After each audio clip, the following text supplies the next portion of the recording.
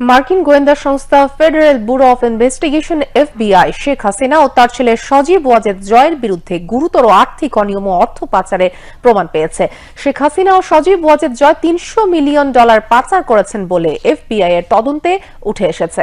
মার্কিন গোয়েন্দা সংস্থাটির তদন্তে দেখা যায় সজীব ওয়াজেদ জয়ের নামে হংকং এবং কেমান দ্বীপপুঞ্জের বিভিন্ন ব্যাংক অ্যাকাউন্ট থেকে যুক্তরাষ্ট্র এবং যুক্তরাজ্যের বিভিন্ন ব্যাংকে $300 মিলিয়ন স্থানান্তরিত হয়েছে।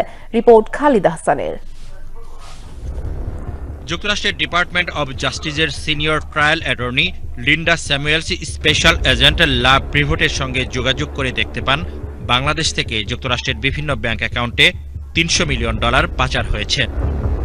9 সেপ্টেম্বর মার্কিন গোয়েন্দা সংস্থা এফবিআই এর একটি প্রতিনিধি দল বাংলাদেশে দুর্নীতি দমন কমিশনের মানি লন্ডারিং ও লিগ্যাল ইউনিটের মহাপরিচালক এবং সংশ্লিষ্ট কর্মকর্তাদের সঙ্গে বৈঠক করেন। সেখানে অর্থ পাচারের বিপুল পরিমাণ দলিল বাংলাদেশের কাছে হস্তান্তর করেন এফবিআই এর প্রতিনিধিরা।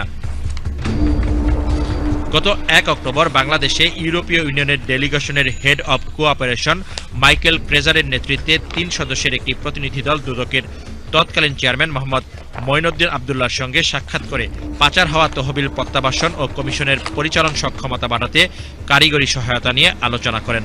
তারা জানান 2014 সালে যুক্তরাষ্ট্র বনাম রিজভী আহমেদ মামলায় সজীব ওয়াজেদ জয়ের বিরুদ্ধে গুরুতর আর্থিক অসাধুচরণের বিষয়টি উঠে আসে। বিশেষত জয়ের নামে হংকং এবং ক্যামান দ্বীপপুঞ্জের বিভিন্ন ব্যাংক অ্যাকাউন্ট ব্যবহার করে যুক্তরাষ্ট্রের নিউ ইয়র্ক, ওয়াশিংটন এবং যুক্তরাজ্যের লন্ডনের বিভিন্ন ব্যাংক অ্যাকাউন্টে অর্থ স্থানান্তর করার তথ্য পাওয়া যায়। ইতোমধ্যে যুক্তরাষ্ট্রের $300 মিলিয়ন পাচারের অভিযোগে শেখ হাসিনা ও তার ছেলে সজীব ওয়াজেদ জয়ের বিরুদ্ধে তদন্ত শুরু করেছে দুদক। সাবেক প্রধানমন্ত্রীর $300 মিলিয়ন পাচার নিয়ে অনুসন্ধান সম্পর্কে কিছু কথা বলবো কিনা। এটা যেহেতু অনুসন্ধান পর্যায়ে আছে, অনেক ঘটনাই সত্য। আমরা সুনির্দিষ্টভাবে আমাদের হাতে আরো তথ্যপত্র আসলে পরে আমরা সামনে সরাসরি কথা বলবো। দুর্নীতি দমন কমিশন 9টি উন্নয়ন প্রকল্পে অনিয়ম ও দুর্নীতির মাধ্যমে শেখ হাসিনা, জয়, শেখ রেহানা, তার মেয়ে ব্রিটিশ এমপি টিউলিপ সিদ্দিক সহ অন্যান্যদের বিরুদ্ধে $700 কোটি আত্মসাতের অভিযোগের বিষয়ে পৃথকভাবে অনুসন্ধান শুরু করেছে।